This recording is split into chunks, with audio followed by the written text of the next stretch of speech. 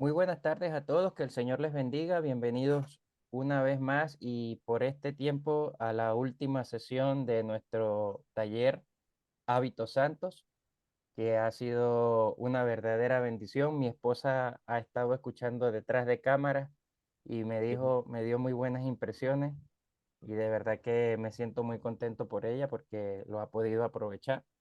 Y yo estoy seguro de que a los que hemos sido constantes aquí también a muchas cosas hemos tenido que revisar y reflexionar.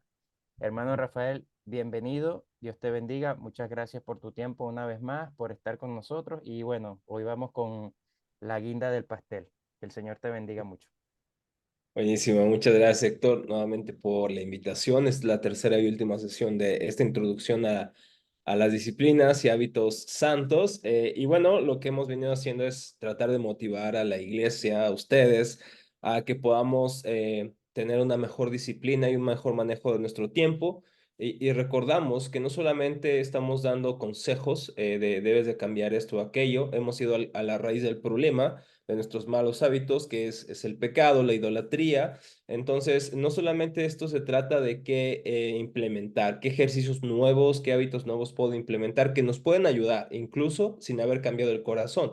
Pero el problema, ¿cuál es? El problema es que si hacemos o instalamos nuevos hábitos sin cambiar primero las motivaciones, eso nos puede generar ser pecadores más orgullosos, disciplinados, pero más orgullosos. Entonces, lo que queremos no solamente es una disciplina por tener disciplina, lo que deseamos es que con el Evangelio podamos nosotros ser motivados y así implementar disciplina, no para favorecer, para ganar puntos delante de Dios o ganar un crédito, ¿no?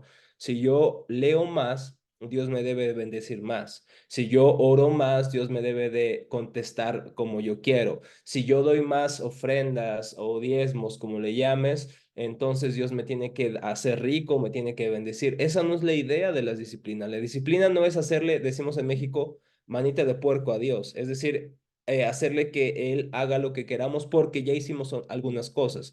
Entonces debemos, según esta perspectiva humanista, esperar que la vida o Dios nos retribuya de esta manera. Y desde luego que una buena disciplina, una vida disciplinada traerá frutos, pero las disciplinas espirituales no están tintadas con esta visión humanista, sino que hacemos nuestras disciplinas espirituales como la oración, la palabra, escuchamos la palabra, leemos la palabra, participamos de los sacramentos, no como un medio para que Dios nos favorezca o nos ame más, más bien son medios de gracia que el Señor nos ha dado para entonces disfrutar de la bendición de ser sus hijos. Y hoy voy a explicar justamente esto, qué son los hábitos santos y cuáles son los principales y por qué les llamamos también medios de gracia. Así que antes de empezar, me gustaría que oráramos y bueno, los que puedan encender sus cámaras, también me gustaría mucho para poder ver sus rostros y así poder tener un contacto más directo con ustedes. Así que acompáñenme. Señor, te damos gracias, gracias, Señor, por esta última sesión que tú nos permites tener con nuestros hermanos de oído activo. Te doy gracias por la vida, Señor, de nuestros hermanos que con tanta confianza, tanto Melvin y Héctor, nos han invitado, Señor, para poder animar a tu iglesia en este año, Señor. Queremos que tu gracia es la que nos sostiene, Señor. Nuestros hábitos, nuestra disciplina, aunque es importante, Señor, tu gracia, Señor, es la que nos motiva a cambiar, Señor. No porque somos muy buenos, no porque tenemos grandes resoluciones o una gran disciplina. Cambiamos, Señor, porque tú nos has hecho nuevas criaturas, nos has dado un nuevo corazón y nos has creado para buenas obras, las cuales tú has preparado de antemano, Señor, para que anduviéramos en ellas, Señor. Y en esa confianza, Señor, en ese fundamento es que ahora, Señor, buscamos hacer cambios, mejorar nuestra comunión contigo, mejorar, Señor, nuestros hábitos con la iglesia, Señor, nuestra comunión con otros hermanos. Permítenos que tu Santo Espíritu moldee nuestros corazones. Tú sabes que una clase, Señor, y el profesor son limitados en sus objetivos, pero si tu Santo Espíritu toca nuestros corazones, eso puede cambiar, Señor, para que esta clase sea más que una mera charla, sea algo que transforme nuestros corazones. En ti confiamos, Señor. Usa esta clase, usa los medios que has puesto para el día de hoy, podamos profundizar mejor en cómo podemos mejorar nuestra relación contigo y cómo podemos crecer más y más en la semejanza de Cristo. Amén. Amén. Bueno, rápido voy a comentar lo siguiente, hermanos, antes de comenzar de lleno con nuestro tema el día de hoy. La semana pasada vimos cuáles son las motivaciones de los hábitos que normalmente nos afectan, son hábitos, digamos, pecaminosos y cómo poder encontrar la motivación de estos hábitos y cómo poder luchar en contra de ellos. Así que... Habiendo dicho esto, vamos a ver lo que son los hábitos santos, pero ¿cuál es el fin de los hábitos santos? Antes de comenzar a explicar cada uno de ellos y antes de recomendar cuáles son los que creo deberíamos mejorar, implementar y ayudar a que otros mejoren esta ejecución de estos hábitos. ¿Cuál es el propósito de los hábitos? Esa va a ser la pregunta que quiero contestar con la ayuda del pastor John Piper. Él dice que la obra de Dios no hace innecesaria nuestra obra, la hace posible. Eso es importante. La obra de Dios no hace innecesarias nuestras obras, lo voy a decir en estas palabras, más bien las hace posibles.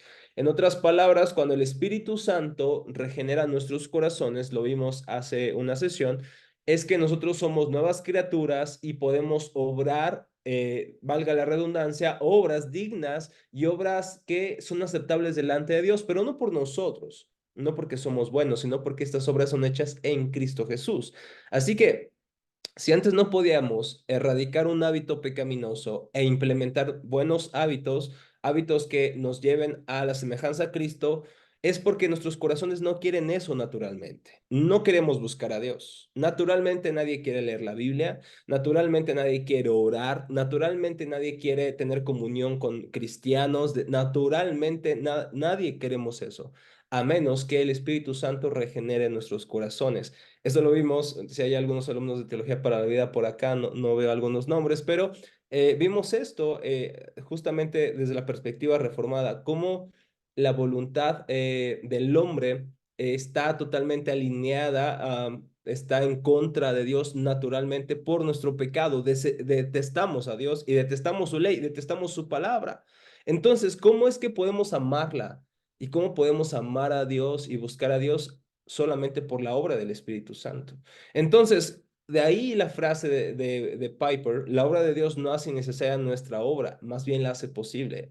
Y aquí cita Pablo en 1 Corintios 15:10, he trabajado más que todos ellos, aunque no lo he hecho yo, sino la gracia de Dios que está conmigo. La gracia, por lo tanto, dice John Piper, no solo perdona nuestras faltas, también posibilita nuestros logros, como disfrutar satisfactoriamente a Jesús más que la vida. Y de hecho, para John Piper, ese es el fin, que podamos disfrutar a través de hábitos santos más a Jesús satisfactoriamente. Y hoy me voy a referir a 3 hábitos y voy a tratar 2, ya que son los medios de gracia más recurrentes entre los teólogos. Hay mucho más, desde luego. Ya tengo una lista por ahí, en otra ocasión quizá veremos más hábitos, pero voy a estar hablando especialmente de la palabra, de la oración y de los sacramentos. Así que todos estos cumplen una función, que descansemos en Cristo Jesús. ¿Para qué? Fíjense cómo lo complementa el profesor Donald Whitney, el profesor del Southern Baptist Theological Seminary. Él dice que la disciplina no es un fin, sino un medio que nos lleva a un fin, la piedad. Es decir, no solamente la implementación de hábitos, la práctica de estos hábitos, a lo que llamamos disciplina, no es un fin. No hacemos disciplina por hacer disciplina, sino que son un medio que nos lleva a un fin. ¿Cuál es ese? La piedad. Piedad, por lo tanto, define Donald Whitney, es la intimidad con Cristo, o como dijo John Piper, el disfrute de Cristo y nuestra conformidad o nuestra semejanza a Él. Ese es el propósito. El propósito de implementar estos nuevos hábitos, hábitos santos, de hecho ya los conocemos, ya lo hemos hecho quizá, pero podemos mejorar nuestros hábitos en la lectura, en el escuchar la palabra, en la oración. Lo podemos hacer. ¿Con qué fin? No solamente no es más bien para aparentar ser espirituales o para aparentar ser mejor que otros. No, el fin de los hábitos es tener más intimidad con Cristo y conformidad con Cristo. Y desde luego que eso arrojará nuestra arrogancia. El deseo de conocer más a Cristo y semejarnos a Él, eso nos liberará de la profunda arrogancia que puede, y tú lo has visto probablemente, muchos cristianos que tienen conocimiento teológico abrumador son sumamente orgullosos. ¿Por qué? Porque el fin no es la piedad y la semejanza a Cristo, sino que el fin es otro. ¿Cómo cuál? Mi propia gloria, el que otros vean que soy muy, no sé, muy erudito, muy espiritual, pero no Cristo. Entonces, por eso es que la semana pasada vimos cuál es la raíz de nuestros malos hábitos y cuál es la raíz incluso de usar los buenos hábitos con motivaciones erróneas. Por ejemplo, esta, ¿no? Leer la Biblia para aparentar ser más intelectual que otros. Ese es un error que queremos erradicar. Así que habiendo dicho esto, ¿cuál es el fin de las disciplinas espirituales? Déjenme citar otra vez a otro autor, John MacArthur. Él dice lo siguiente: el beneficio actual de la disciplina espiritual es una vida plena, bendecida por Dios, fructífera y útil. Si usted se involucra en la gimnasia espiritual, es decir, en la disciplina, las bendiciones de la piedad continuarán hasta la eternidad. Aunque muchas personas dedican mucho más tiempo a entrenar su cuerpo que su alma, ouch, dice, el siervo excelente de Jesucristo se da cuenta que la disciplina espiritual es una prioridad. Así que aquí no es una cuestión de solamente algunos, es la cuestión del cristiano. Todo cristiano debería implementar buenos hábitos. Entonces vamos a ver cuáles deberíamos implementar. Y aquí es el propósito de estas tres sesiones, que podamos ver cuáles son estos hábitos, pero no podríamos hablar de estos hábitos sin poner los fundamentos adecuados. Así que estos hábitos les voy a llamar como en la teología le hemos denominado, se le ha denominado más frecuentemente como medios de gracia o media gratia. Los medios de gracia, como su nombre lo dice, nos ayudan a disfrutar, usando las palabras de Piper, a Jesucristo, nos ayudan a disfrutar la herencia de los santos, como lo oraba Pablo en Efesios. Él oraba para que sus ojos fueran abiertos y comprendieran la riqueza, comprendieran la herencia que tienen entre los santos. Los medios de gracia nos ayudan a escarbar en esa riqueza. Y ahorita voy a explicar cuál es la diferencia entre accesar a los medios, a las riquezas que tenemos en Cristo, y otra es cómo poder aprovecharlos. Cristo nos da acceso a través de su muerte, vida y resurrección a la herencia entre los santos, pero también hay medios que Dios ha dispuesto para que podamos disfrutar esas riquezas, esas herencias que tenemos, o esa herencia que tenemos en Cristo Jesús, a lo cual le llamamos medios de gracia. Ray Ortlund dice que los medios de gracia responden a las siguientes preguntas: ¿cómo puedo, como creyente, acceder a la gracia del Señor para mis muchas necesidades? Aquí se puede malentender los medios de gracia como estos hábitos o estos medios que usamos para que Dios nos dé gracia. Eso no son los medios de gracia. La gracia ya nos ha sido dada en Cristo Jesús. Más bien, la pregunta es cómo puedo aprovechar y enriquecerme de esa gracia, disfrutar más de esa gracia. No es que la obtenga a través de mi disciplina. No, no, no. Dios me da su gracia en Cristo gratuitamente, no por algo que debo de hacer. Entonces, no es lo mismo decir que los medios de gracia nos ayudan a acceder y disfrutar la gracia del Señor a obtenerla. La obtenemos por Jesucristo, no por lo que hacemos. Entonces, otra pregunta que ayuda a responder los medios de gracia es: ¿a dónde voy? ¿Qué hago para conectar con la verdadera ayuda que Él da a los pecadores y enfermos aquí en este mundo? ¿Cómo yo puedo ser santificado? ¿Cómo yo puedo crecer en gracia? ¿Cómo yo puedo crecer en mi conocimiento del Evangelio? Entonces, déjeme definir qué son los medios de gracia. Voy a usar la definición de un editor de Ligonier, Nicolás Batzig. Él dice que los medios de gracia son los instrumentos ordenados por Dios que el Espíritu Santo usa, y aquí quiero resaltar estas palabras que para mí son importantes.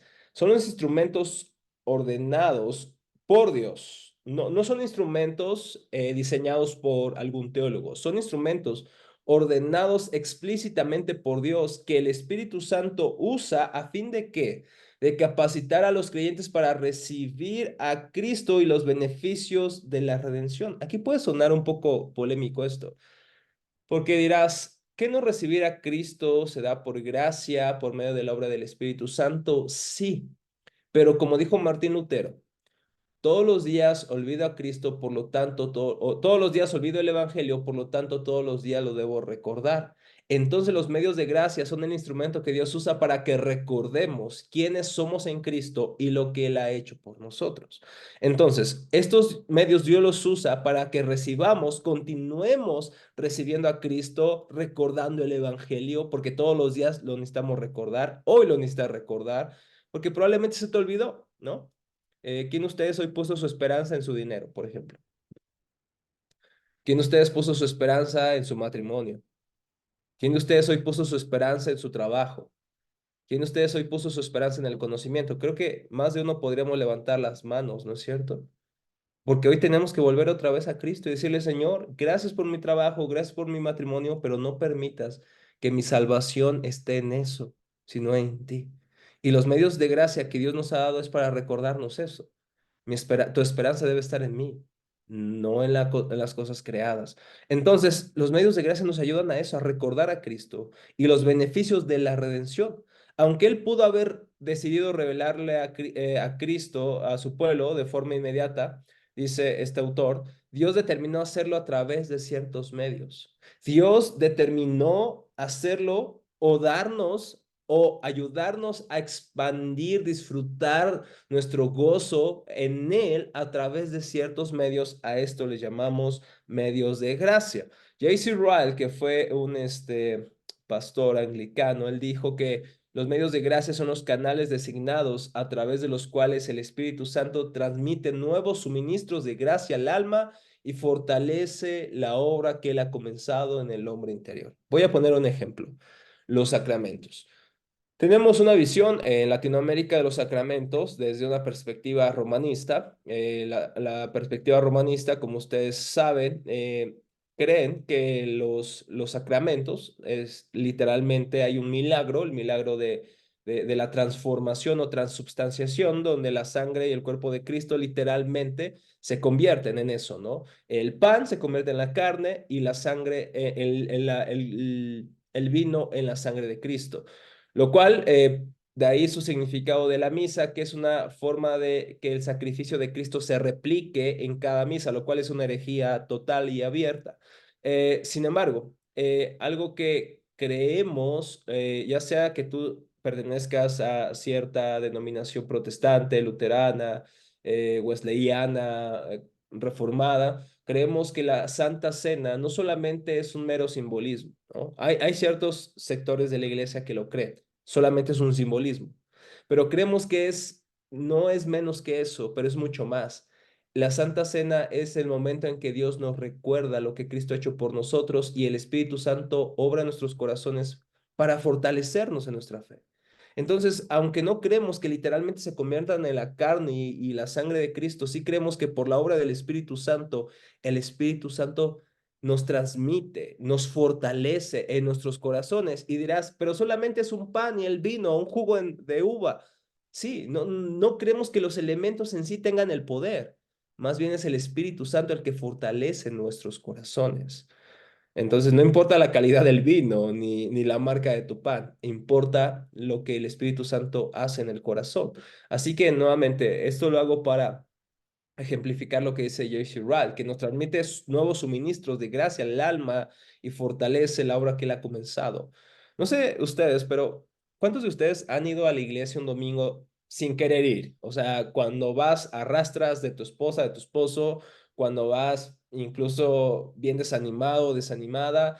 Y llegas a la iglesia, no esperas nada del culto, sin embargo empiezas a cantar con tus hermanos un himno, un salmo, recuerdas el evangelio, recuerdas lo que Dios hizo por ti y eres animado a través de un canto, a través de un himno, a través de un salmo, eres animado a través de la predicación de la palabra, o si eso de plano no despertó tu corazón, probablemente un hermano llegó, te preguntó cómo estabas, oró por ti y ¡pum!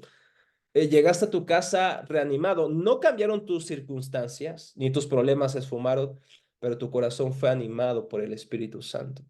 Eso es lo que sucede en los medios de gracia, como la comunión con la iglesia, que es un medio de gracia.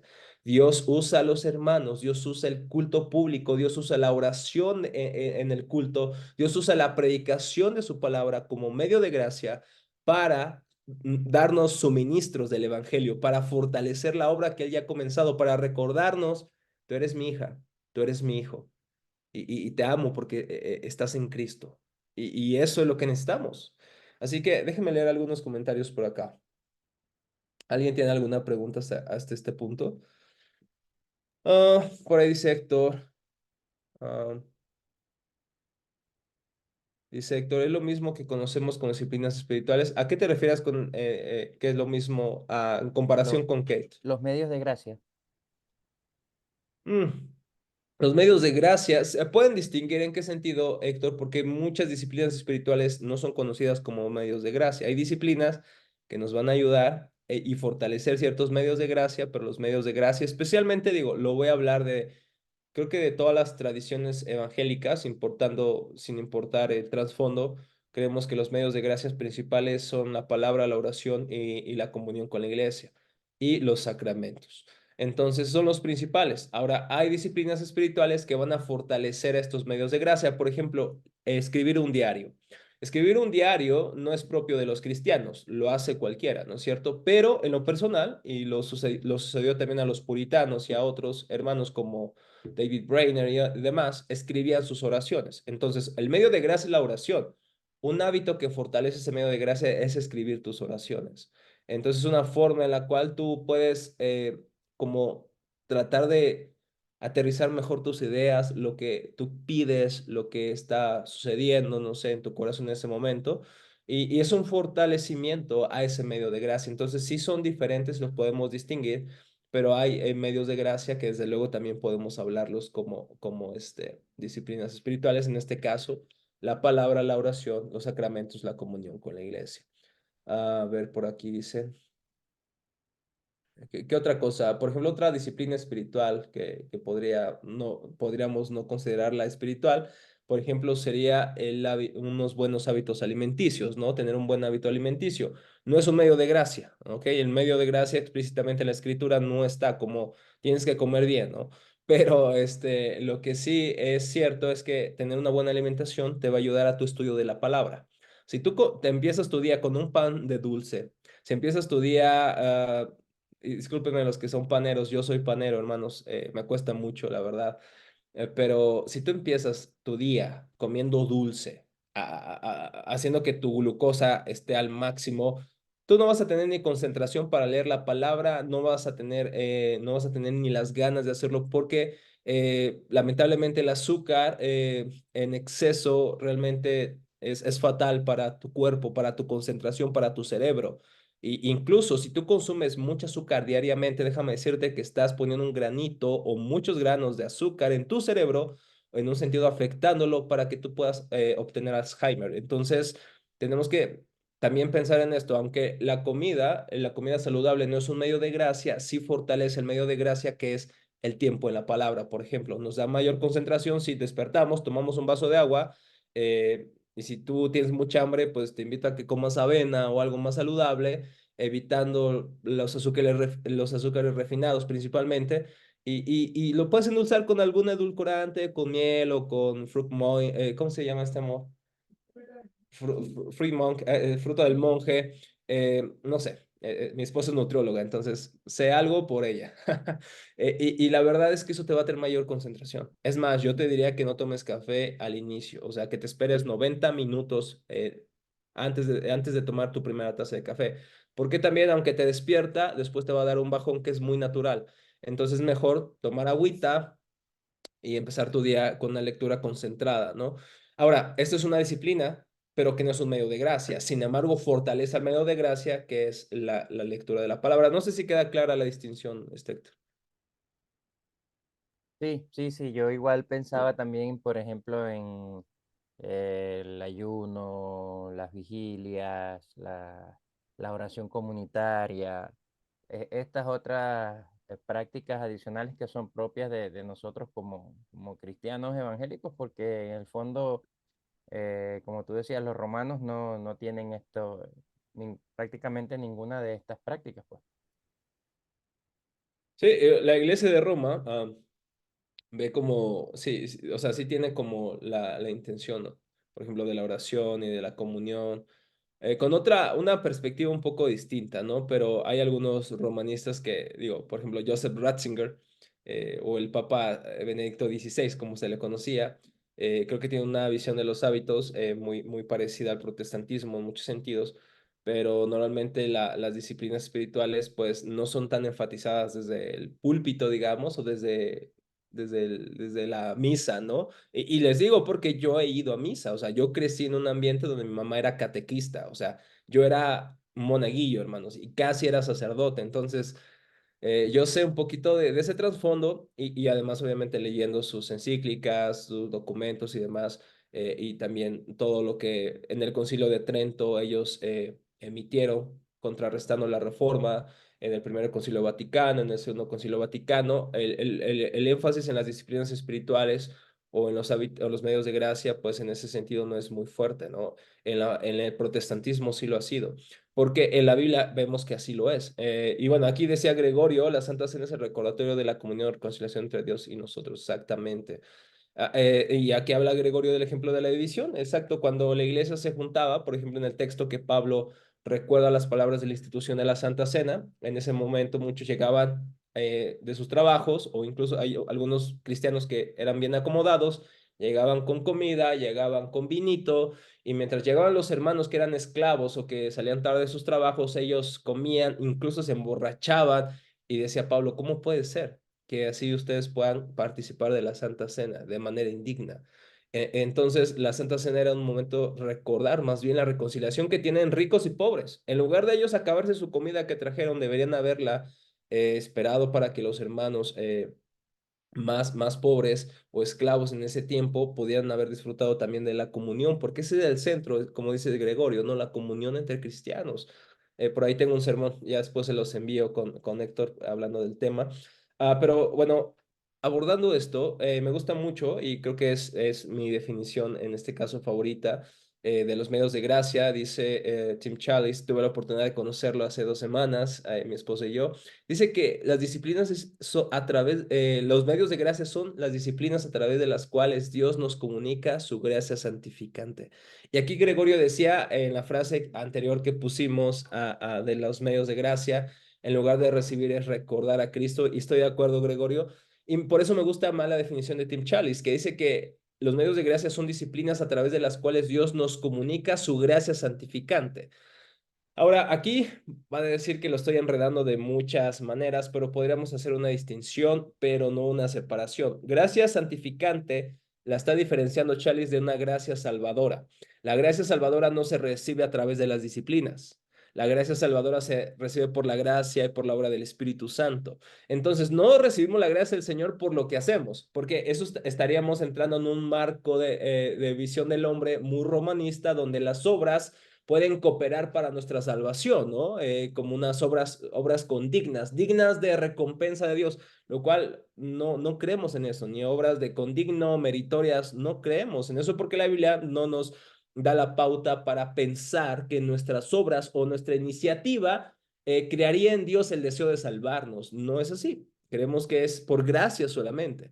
Entonces, la gracia salvadora se nos da por gracia, como su nombre lo dice, por la obra del Espíritu Santo, pero esa gracia cada día puede ser más entendida, abrazada y disfrutada por el cristiano a través de los medios de gracia. A eso se refiere Tim Challies, que son estas disciplinas que Dios nos comunica su gracia santificante, su gracia que nos va haciendo más santos, más a la semejanza de Cristo. Así que hasta ahí voy a dar la definición de los medios de gracia. Fíjense lo que dice el Catecismo Menor de Westminster. Nuevamente, aquí estoy usando es básicamente la tradición en la que estoy, en la que provengo, que es la tradición reformada y la confesión de fe de Westminster. Los abrazamos aquellos que creemos que el presbiterianismo y la fe reformada pues son una forma de expresar la fe bíblica. Sin embargo, no rechazamos a nuestros hermanos de otras tradiciones. Yo sé que algunos en redes sociales por ahí se ponen muy tóxicos, pero creo que un reformado no debería ser así por muchas razones, pero eso es para otro tema, hermanos. Y justamente lo estábamos hablando hace rato con Héctor, ¿no? Para hablar, conciliar esta comunión entre iglesias. Dice, sin ser ecuménicos o sin ser pluralistas religiosos, pero eso es para otra charla. Dice el Catecismo Menor en la pregunta 88 que los medios externos y ordinarios por los cuales Cristo nos comunica los beneficios de la redención son sus ordenanzas y especialmente la palabra, los sacramentos y la oración. Y aquí en los sacramentos se refiere tanto al bautismo, el bautizo, como a la Santa Cena. Entonces, les dije que no me voy a enfocar en los sacramentos, no solamente por el tiempo, sino porque esto demandaría un poco más tratar los sacramentos en otra ocasión. Pero dice que el catecismo menor que se enseñaba a los niños, que estos medios son la palabra, los sacramentos y la oración, todos los cuales son hechos eficaces para aquellos que han sido elegidos para la salvación. En otras palabras, aquellos que son salvos, estos medios los ayudan a comunicar mejor o aún más abundantemente los beneficios de la redención. Y estas disciplinas no tienen, por así decirlo, cualidades en ellas mismas. No, en otras palabras, la Iglesia de Roma, y otra vez recordando un poco de su visión, ellos piensan que estas disciplinas operan, estos hábitos son valiosos y son eficaces por sí mismos, ex opere operatio, así se dice comúnmente. En otras palabras, ellos piensan que si un hombre hace todo lo que hay en él, puede Dios recompensarle con su gracia. Pero no creemos que los mismos hábitos, la lectura o el orar o el participar de los sacramentos en sí tengan valor si no es el Espíritu Santo obrando en el corazón. Por ejemplo, ¿cuántos de ustedes han conocido personas que conocen mucha Biblia, pero que viven como demonios? A ver. ¿No nadie? O a lo mejor eres tú o soy yo. ¿No? Pero hay personas que saben mucha Biblia, pero viven como demonios. Hay personas que no faltan a la oración de la iglesia, pero viven haciendo fraudes en su trabajo. Y estas personas no tienen ni siquiera un ápice de comunión con Dios en lo secreto, pero ahí están en las reuniones generales. Y no estoy diciendo que no beneficien en lo absoluto las reuniones generales o el culto público, pero si tú piensas que solamente eres espiritual porque las personas te ven como oras o porque estás ahí en la iglesia, pero tu vida en comunión secreta está nula, no te engañes. Entonces, ¿cuántas personas también hemos conocido que participan de la Santa Cena indignamente, participan sin valorar lo que Cristo hizo, participan pensando que realmente no necesitan los sacramentos, que solamente es un rito, pero no ven su necesidad de Cristo otra vez? Entonces, en sí los hábitos, en sí los medios de gracia no tienen poder en sí mismo, más bien operan por la obra del Espíritu Santo, y así lo dice otra vez el Catecismo Menor de Westminster. Los sacramentos, por ejemplo, llegan a ser medios eficaces de salvación, en este sentido, entiéndase, de santificación, no porque haya alguna virtud en ellos o en el que los administra. No es porque Héctor es muy santo o porque el pastor es muy bueno. No, no, no, dice, sino solamente por la bendición de Cristo y la obra de su Espíritu en los que por fe lo reciben. En otras palabras, los medios de gracia y a lo que yo les llamo hábitos santos, mis hermanos, en sí no tienen poder en sí mismos, en ellos mismos. Puedes leer mucho y no ver nada de Cristo en la Biblia, como los fariseos. Ellos, dice Jesús, ustedes escudriñan las escrituras porque en ella piensan que tienen la vida eterna y ellas son las que dan testimonio de mí, pero no me pueden ver, no me creen. Porque ellos leían mucho, pero como dice Pablo en 2 Corintios 3, leían con el velo tapado todavía, con un velo en sus ojos, y no les permitía ver a Cristo Jesús. Entonces, el acto de leer la Biblia en sí no tiene poder. El acto en sí de orar no tiene poder. El acto de ir a los sacramentos no tiene poder a menos que el Espíritu Santo abra tus ojos y te comunique los beneficios de la redención en Cristo Jesús. En otras palabras, no solo dependemos de ser bien disciplinados, dependemos del Espíritu Santo. Por eso cada vez que vamos a la Biblia, no deberíamos pensar que podemos escudriñarla y penetrar en sus ideas, en sus declaraciones, a menos que el Espíritu Santo abra nuestro entendimiento. No podemos pensar que seremos oídos por Dios porque somos buenos o porque oramos mucho tiempo. No, somos oídos porque estamos en Cristo y porque el Espíritu Santo obra en nosotros para que estas oraciones lleguen al Padre. Incluso cuando no sabemos qué orar, el Espíritu Santo ora por nosotros con gemidos e indecibles, como lo dice Pablo en Romanos. Entonces, mis hermanos, esto es en dependencia del Espíritu Santo. Ah, Déjenme cambiar. Vamos al primer medio de gracia que me gustaría tratar en esta sesión, que es la oración. La oración, mis hermanos, me encanta mucho lo que David Platt dice, que la oración es un elemento o un enorme hueco, más bien, en el lienzo del resurgimiento reformado. El, todos los que vienen de una tradición reformada, ustedes saben que tenemos un énfasis en la lectura de la palabra, en el aprendizaje de los idiomas bíblicos, en la lectura de los padres de la iglesia, en la lectura de los reformadores, las grandes confesiones. Sin embargo, hermanos, creo que en esto, que es muy bueno, hay una gran debilidad y estoy de acuerdo con Platt. La debilidad es que nos encanta la teología, pero no nos encanta tener comunión con el Dios de la teología. Nos encanta hablar sobre la teología, pero no nos encanta hablar aquel que es el centro de la teología. Y creo que la oración sí es un enorme hueco en este resurgimiento de la fe reformada. Pero me gustaría preguntarles algo. ¿Qué piensan acerca de esto? ¿Por qué? ¿O qué nos puede comunicar el que una persona carezca de oración? Que no ore, por ejemplo. Sepa mucho, predique y enseñe, pero que no ore. Una persona que no ora, ¿qué refleja? ¿Qué piensa? A ver, ¿quién quiere levantar la mano? Pueden escribir en los comentarios mientras conecto mi computadora porque ya me avisó la compu que se puede apagar.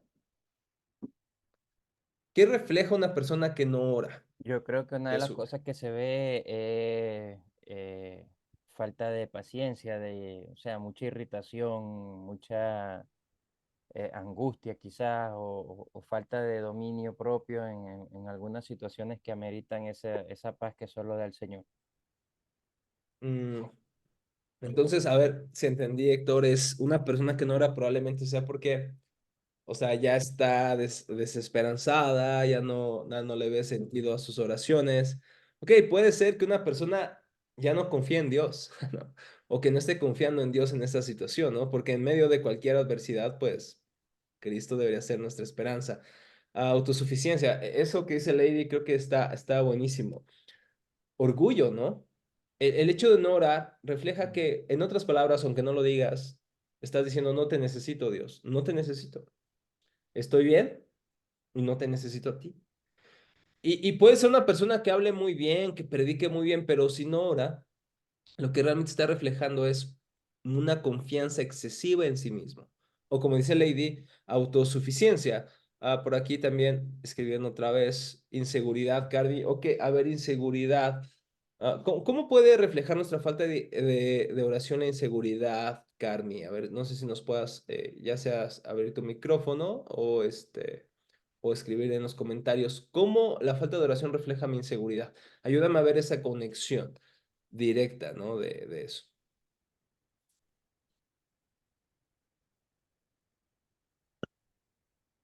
Supongo que está escribiendo Carmi, pero volviendo a retomar la idea Ahí de ley. le estoy dando acceso con para ver si quiere reactivar Ok, su audio. adelante, Carmi, a ver si puedes.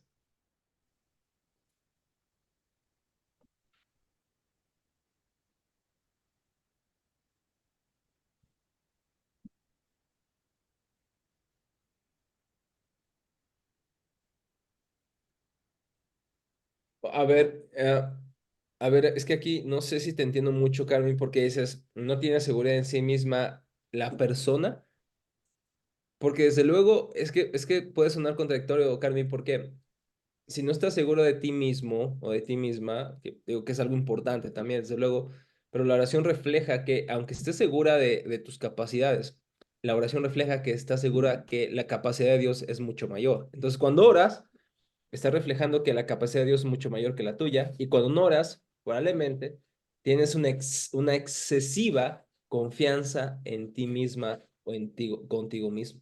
Entonces, la falta de oración probablemente puede comunicar esto: no necesito a Dios. O sea, me interesa ir a la iglesia, me interesa ser amigos en la iglesia, me interesa tener buena teología, pero no me interesa en absoluto tener comunión con ese Dios.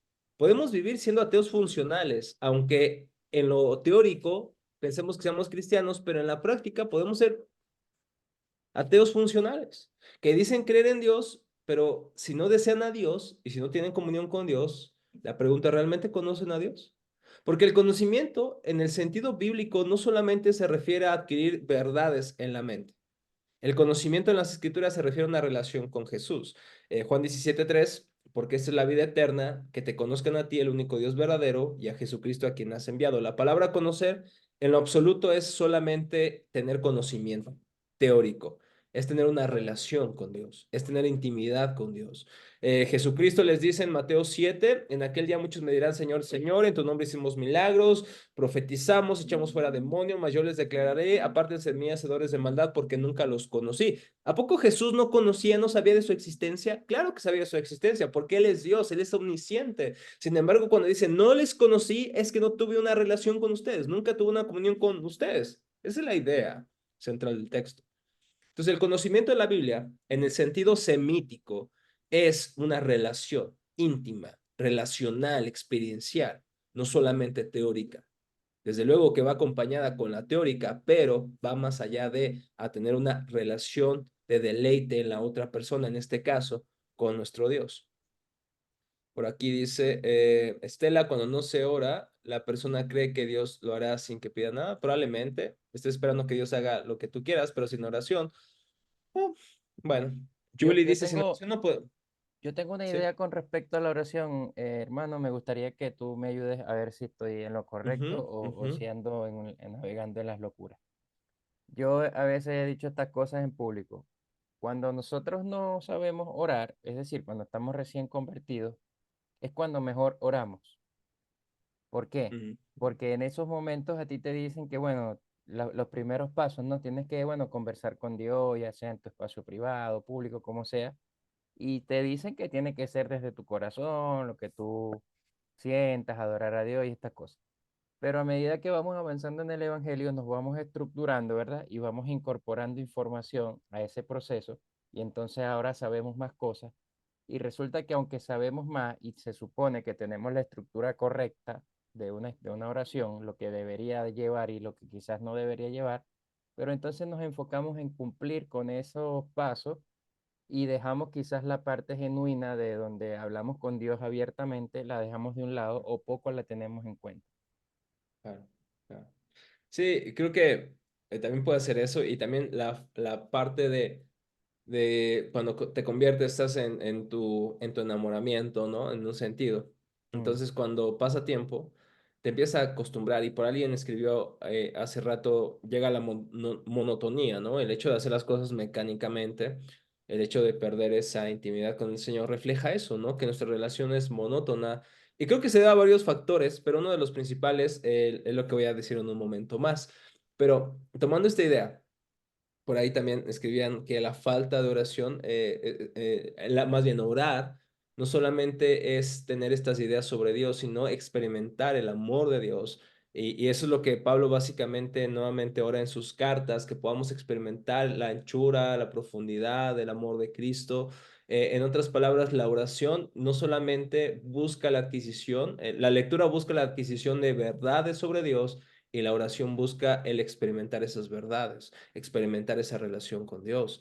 Entonces, creo que refleja egoísmo, refleja orgullo el que no oremos. J.C. Ryle decía, y retomando la idea de Héctor, así como el primer signo de la vida de un bebé o de un nuevo cristiano, cuando nace en el mundo es el acto de la respiración, así el primer acto de los hombres y las mujeres cuando han nacido de nuevo es la oración. Es como nuestra forma en que gritamos, Dios te necesito, Dios eres todo para mí, te necesito ahora. ¿Por qué lo hemos dejado de hacer? Porque probablemente nos hemos interesado más en el servicio a Dios que en la comunión con Dios. Hemos sido como Marta, ¿no? Interesada en servirle a Jesús. ¿Qué hacemos por Jesús? Nuevos eventos, nuevo liderazgo, nuevo estudio bíblico, lo cual está muy bien. Pero una cosa es importante y María buscó la mejor parte, que es estar a los pies de Jesús, escuchándole, mm, teniendo comunión, intimidad con Él. No está mal servir al Señor, pero hay prioridades y la prioridad sin duda es la vida de intimidad con Cristo. Si tu ministerio te está robando eso, realmente está robando eso, debes de tener prioridades y hacer cambios. Probablemente no sea el ministerio, probablemente sean las redes sociales, probablemente sea otra cosa. Hay que hacer cambios. No, Jesús, hermanos, si Jesús, nosotros necesitamos orar, porque Jesús oraba, y tú lo puedes ver en estos textos que les puse en pantalla, Lucas, Mateo, Marcos, Hebreos, Romanos 8:34. Si Jesús oraba, mis hermanos, nosotros necesitamos orar, porque no somos Dios, ¿no? Jesús era Dios, sin embargo, él oraba, y yo les pregunto, ¿por qué creen que oraba Jesús a su Padre? ¿Cuál creen que sería la motivación principal de sus oraciones? En secreto, en montañas, en lugares solitarios. ¿Qué es lo que Jesús buscaba de su Padre?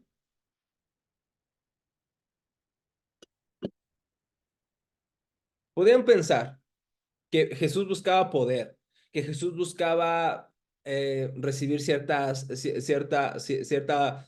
dirección del Señor, y claro que lo hacía, pero principalmente Jesús oraba, y lo podemos ver en Juan, porque Jesús se deleita en su Padre. Hay un deleite en el Padre, y en el Padre hay un deleite en el Hijo. Principalmente oramos, mis hermanos, no para que Dios bendiga nuestro ministerio, principalmente. Oramos porque deseamos al Señor, oramos porque Él es el amor de nuestra vida, oramos porque estamos realmente enamorados de nuestro Salvador. Es como si yo dijera que amo a mi esposa, pero no paso tiempo con ella. Eso sería un oxímoron, sería un absurdo, sería una contradicción. Decir que amo a alguien, pero que no paso tiempo con esa persona. Eso sería, es algo que se rechaza a sí mismo. No puede ser lógico, no puede ser congruente. Y como amamos al Señor, mis hermanos, por eso oramos. Debemos estar, según las Escrituras, dedicados a la oración en todo tiempo. Y hacer las circunstancias difíciles o en las buenas circunstancias debemos orar. ¿El problema cuál es? Que cuando nos va bien, oramos, hermanos, normalmente con la misma intensidad que cuando nos va mal. No lo creo. Cuando nos va mal, ahí estamos, Señor, te pido que me sanes, Señor, te pido que me des un nuevo trabajo, Señor, te pido, te pido, te pido. Y ojo aquí, pensamos la oración nuevamente, que es pedir, pedir, pedir, pero la oración no solamente es pedir, pedir, pedir, la oración a veces es rogar, la oración es contemplar, la oración es alabar, la oración es reconocer. Y lo puedes ver en el Padre Nuestro, no inicia pidiendo, inicia reconociendo, Padre Nuestro que estás en los cielos, santificado, alabado, exaltado sea tu nombre, venga a nosotros tu reino. Antes de pedir algo propio, se reconoce a Dios, se reconoce que necesitamos su reino, no nuestro reino. No pedimos, Señor, prospera mi reino. Oramos, Señor, venga a tu reino. Y quiero que noten algo del Padre Nuestro. No dice, dame el pan, perdóname. Dice, danos, perdónanos. La oración no está enfocada en el yo, está enfocada en la comunidad, en los creyentes y en aquellos que no conocen al Señor. Oramos también por ellos.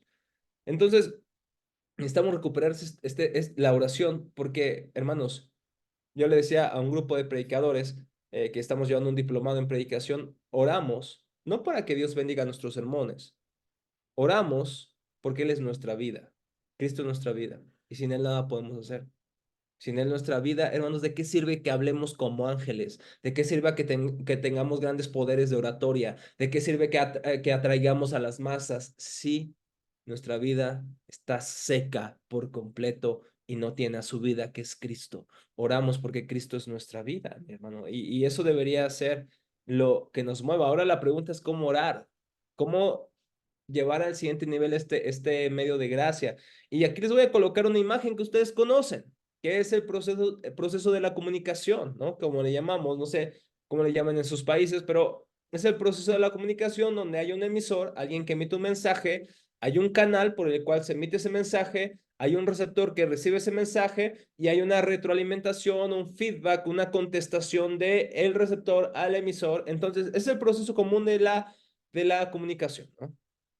Ahora, ¿cómo oramos? No sé si ustedes tienen problemas en orar, que te levantas y dices, Señor, quiero orar, y te levantas, Señor, hoy te pido, ya no sabes después de 2 minutos por qué estás orando, ya estás orando repetidamente, estás diciendo palabras sin sentido, como estuvieras recitando el Ave María, ya no sabes ni qué, ¿no? Ya no tiene pie ni cabeza tus oraciones muchas veces. Sobre todo si te levantas en la mañana y lo primero que haces, ni siquiera estás despierto, despierta completamente. Ahora, ¿cuál es la propuesta, no solamente mía, que he visto es la más congruente en la historia de la iglesia y enseñada? Es la siguiente. Dios nos habla, Dios es el emisor y Dios nos habla a través de un canal. ¿Cuál es el canal por medio del cual Dios nos habla? ¿Dónde Dios nos habla? Principalmente la Biblia. En la palabra del Señor. Entonces, ese es el canal donde Dios nos habla. Él emite un mensaje en su palabra y nosotros, ¿cómo le contestamos a Dios después de haber leído o escuchado su voz? En la oración. En la oración.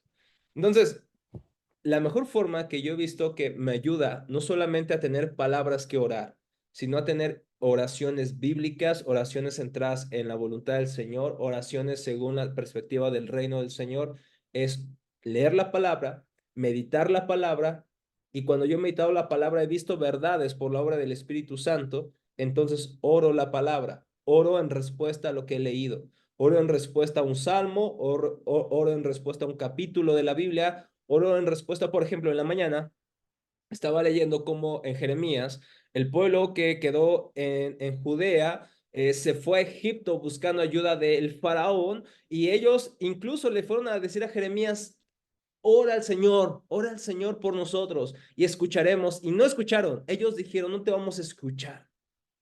Y entonces, después de orar, después de leer ese texto, haberlo meditado, yo leo 3 versiones de la Biblia y después eso medito en el texto, leo el texto otra vez, oro el texto, le pido al Señor que me ayude a entenderlo. Después de eso, yo oro, Señor, por ejemplo, mi oración, y se los digo de manera honesta, no para, no sé, para parecer espiritual, es lo que hice realmente, es orar, Señor, ayúdame a no ser terco como estos hombres que fueron con Jeremías. Y yo puedo ir a la Biblia, ¿no? Como un rito, nada más. Pero quiero hacer mi santa voluntad, ¿no? O sea, la leo, la dejo, la tapo y hago lo que yo quiero. Señor, no permitas que haga eso. Dame un corazón dócil para entender tu palabra. Dame un corazón dócil para hoy, Señor, recordar el Evangelio y vivir de acuerdo al Evangelio en todas las cosas que voy a hacer. Tengo tantas cosas que hacer, pero Señor, en todas estas cosas que yo sea dócil a tu voz, recuérdame a Cristo, no permitas que haga lo que yo quiera, no permitas que yo venga a la Biblia como un hábito nada más muerto, un ritual frívolo, sin que yo realmente te obedezca, y inclina mi corazón a tu palabra. De esa forma, es la forma que yo he visto, atestiguada por la historia de la iglesia, que es la forma en que podemos guiar mejor nuestras oraciones, porque yo sé que muchas veces no tenemos ni qué decir, y hay veces que ni siquiera vas a tener tiempo de ir a la palabra, vas a llegar veces donde estás sufriendo, donde estás pasando algo y vas a decirle, Señor, dame gracias, Señor, te necesito, es más, va a estar en tu carro y no necesitas, quizá en ese momento no vas a abrir tu Biblia, ¿verdad? Pero puedes cantar una canción, puedes hablar al Señor, puedes comunicar lo que hay en tu corazón al Señor, pedirle dirección, como lo vemos en Nehemías, cuando Nehemías le pide permiso al rey para ir a reconstruir Jerusalén, de repente le pide algo al rey, ora y otra vez habla con el rey. Parece que es como una oración muy instantánea, una oración muy rápida. Eso es vivir una actitud de oración en dependencia. No ores 5 horas, porque creo que no las tienes, pero todo el día constantemente estás en este espíritu de oración. Y te recomiendo que la palabra sea tu punto de partida. Y ahí vamos entonces a nuestro segundo, bueno, antes de ir a nuestro segundo sacramento, para terminar, dice Dwight Moody, dice que la oración es importante, pero hay otra cosa que es más importante. Cuando oro estoy hablando con Dios. Cuando leo la Biblia, Dios me habla a mí. Necesitamos ambas cosas, dice Moody. Si leemos la palabra y no oramos, puede que nos llenemos de orgullo a causa del conocimiento sin que alcancemos el amor que edifica. Si oramos sin leer la palabra, seremos ignorantes de la mente y voluntad de Dios y llegaremos a ser místicos y fanáticos y susceptibles a ser zarandeados por todo viento de doctrina. Así que la oración y la palabra deben estar en una perfecta comunión. Si no queremos ser legalistas, no queremos ser místicos, tenemos que ser realmente personas espirituales, según la Biblia, es esta combinación perfecta entre la palabra y la oración. La palabra en este caso, mi hermanos, necesitamos en primer lugar la exposición de las escrituras de un ministro apto. Personas que han sido preparadas, no solamente tienen dones de enseñanza, sino que tienen dones, más bien tienen carácter probado por la iglesia, según incluso los requerimientos de los líderes del Antiguo Testamento, especialmente de los ancianos que el apóstol Pablo describe en Tito y en Timoteo, que sean aptos para enseñar, pero todas las demás habilidades o características son cuestiones de carácter. Entonces necesitamos exponernos a la palabra por pastores, por predicadores aptos, no solamente en la enseñanza, pero también en su carácter, que tienen testimonio que refleja y endosa lo que sus palabras dicen, mis hermanos. Necesitamos no solamente oír en el púlpito, también necesitamos leer la Biblia en privado y no solamente leerla por leerla, sino meditarla, escudriñarla. Porque sin la meditación vamos a leer la Biblia y no se nos va a quedar nada, no se nos va a pegar absolutamente nada. Necesitamos meditarla. Ahorita voy a darles algunas pautas para eso. Thomas Roach dice que una meditación prefijada y deliberada es una seria aplicación de la mente o alguna materia espiritual o celestial, disertando sobre ello contigo mismo con la finalidad que tu corazón se enardezca o se inflame, tus afectos se aviven y tus propósitos se eleven a un mayor amor por Dios y odio al pecado. En otras palabras, la meditación no solamente es una lectura superficial, es la profundización de esta lectura. Thomas Watson, este puritano, decía que así que el conocimiento no es más que una antorcha encendida en el entendimiento, que tiene poco o ningún efecto, no hace al hombre mejor, te hace más sabio, pero no te hace mejor. Pero la meditación es como el brillo del sol, opera en los afectos, enardece el corazón y lo hace más santo.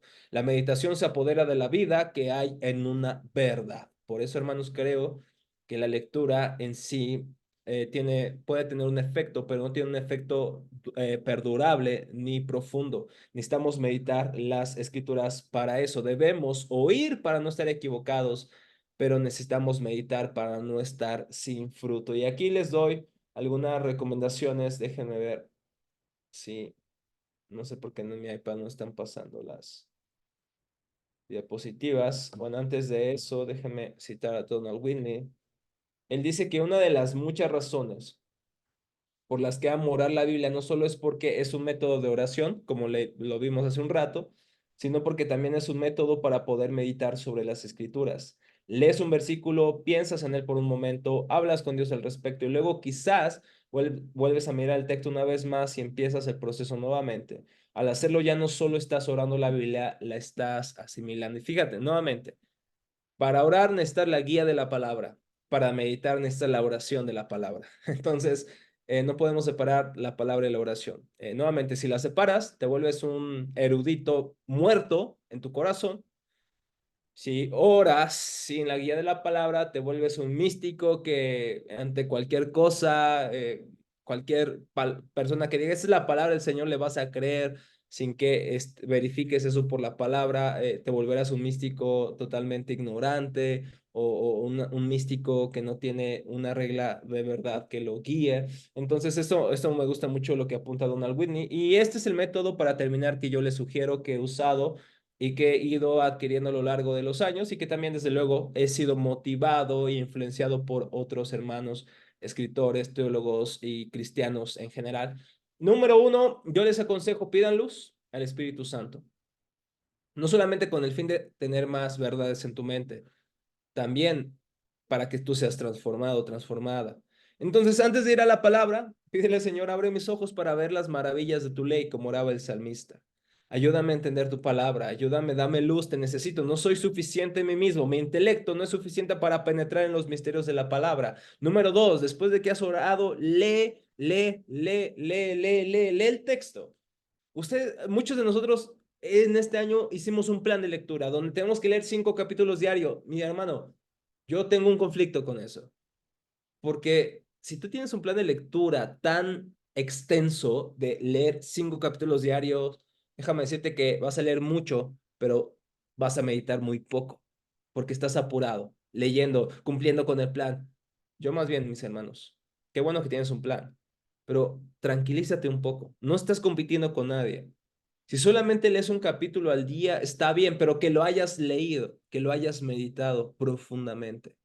Entonces lee en una versión, lee en la Reina Valera, lee en la Biblia de las Américas, lee en la NTV, lee en la LBI, no lo sé, utiliza diferentes versiones. Te va a ayudar eso a entender mejor el texto. Número tres, hazle preguntas al texto como si tuvieras al autor frente a ti. Y es más, el autor vive dentro de ti, el Espíritu Santo. Entonces, pídele al Señor luz. Señor, ¿qué quiere decir este texto? Ayúdame a entenderlo. No, vuelve a leer, vuelve a orar el texto hasta que haya luz en tu mente y empieces a sentir calor en tu corazón. No estoy hablando de un calor literal. Estoy hablando de que tus afectos, tus deseos, tus motivaciones, tu voluntad se ve afectada por el texto. Cuarto, ora el texto para que se vuelva parte de ti. Óralo, Señor, que esto no se quede aquí nada más, o que se me olvide después de cerrar la Biblia, que esto se quede profundamente en mi corazón. Y mis hermanos, ¿cuál será el último punto? A ver, ¿quién adivina? ¿Cuál será el punto del método de, no sé si decir el método Rafa Riveros porque no es mío, de hecho es algo que he usado y he adquirido aprendido de todos, de muchos hermanos. ¿Cuál será el último paso Vivirlo y para ti? practicarlo. Vivirlo y practicarlo, ok, está muy bueno, ¿no? Vivirlo y practicarlo. Está bueno, pero no es exacto. Eso creo que va implícito. Es adora. Adora al Señor. No Ujú. termines tu tiempo solamente pidiendo. Reconoce al Señor. Reconoce quién es Él. Reconoce cómo en el texto te mostró su gracia, su justicia, su ira, lo que hayas leído, dependiendo que hayas leído. Adóralo por su salvación, por su amor, por su santidad, por su pureza, por su gracia, por lo que tú hayas meditado ese día. Mis hermanos, con esto concluyo este tiempo de hábitos santos con ustedes. Así que muchísimas gracias, querido Héctor, por la invitación. Gracias por la confianza también, Melvin, de darnos su espacio para poder bendecir a la iglesia a través de estos medios. Sin duda, me ha dado mucho placer. Y no sé si gustas, Héctor, que dé la información ahorita de lo que me comentaste al inicio. ¿Qué Sí, sí, piensas? por supuesto. Bueno, agradecerte nuevamente, hermano, por tu disposición, por tu tiempo, por este refrigerio que nos has entregado. Podría ser que muchas de estas cosas las hayamos conocido o escuchado en otros términos, pero la forma práctica en cómo la desarrollaste y definitivamente, como decías al principio, era necesario pasar por los pasos previos para poder entender bien por qué esto tiene que ser, es una utilidad real y vivencial para nosotros, ¿no?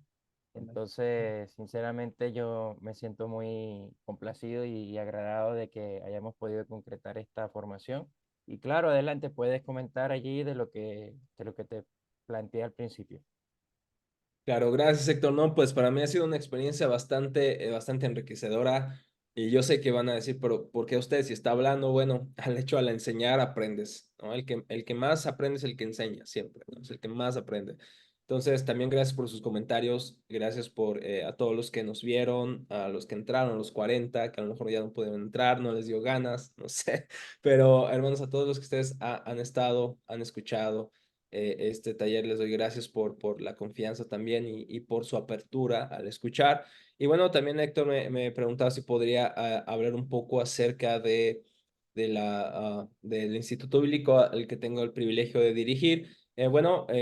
Nuestro Ministerio Instituto de Teología para la Vida, el propósito es proveer educación teológica a los hermanos de habla hispana. Tenemos 3 programas: diplomado en teología, donde abarcamos las 4 áreas de la teología, principalmente las 4 ramas: sistemática, histórica, exegética y pastoral. Tenemos una licenciatura donde abarcamos también estas 4 áreas, pero con énfasis también en teología filosófica y también en un método académico para hacer una buena tesis y buenas investigaciones teológicas, que necesitamos mucho en español. Necesitamos teólogos que sepan escribir, que sepan documentar, que sepan adquirir y también comunicar buenas ideas teológicas. Y tenemos también la maestría en estudios bíblicos, que está enfocada más a personas que ya estudian una licenciatura o tienen preparación anterior a la teología, donde se hace un énfasis en idiomas bíblicos y en teología bíblica. Entonces, la idea de Teología para la Vida es proveer estos elementos. También tenemos un diplomado en predicación expositiva que dura un año, donde vemos homilética bíblica, cómo predicar.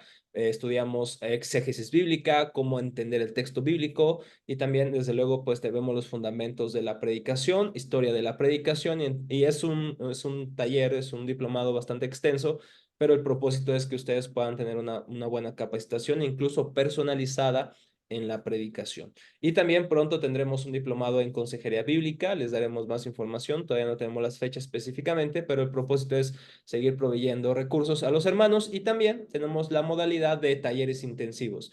Si ustedes quieren implementar un taller en su iglesia local, podemos comunicarnos, el hermano doctor les puede dar mi número de teléfono sin duda y poder acordar fechas. Por ejemplo, en este caso, en febrero estoy dando un taller intensivo de predicación en el Estado de México, en Ecatepec, donde cada sábado les doy 2 horas de taller y al final ellos adquieren un diplomado reconocido en Teología para la Vida, pero también por el Miami International Seminary, que es el seminario que nos certifica a nivel internacional. Así que, pues nada, estoy para servirles. Hay cualquier cosa le pueden preguntar a Héctor. Estoy ahí muy, muy complacido de poder ayudar a la iglesia. Así que muchas gracias, Héctor. Bueno, fascinante de verdad y ya empieza uno a darle vuelta, cómo hago, cómo me inscribo, cómo son los Ajá. horarios, bueno, todas las maquinaciones buenas que pueden surgir alrededor de esta información, ¿no? Y sinceramente yo invito a los hermanos que tengan la posibilidad, no sé si lo dijiste, pero quiero reafirmarlo en caso de que no, necesitamos en estos tiempos personas que además que amen a Dios se puedan capacitar. Mm, Y por eso así estamos en es. este espacio. Por eso nosotros humildemente desde este lugar no tenemos un seminario que nos avale ni nada por el estilo, pero hacemos el mejor esfuerzo por traer a personas que estamos completamente seguros de que tienen la formación, pero por sobre todo tienen el corazón para transmitir información adecuada al pueblo de Dios.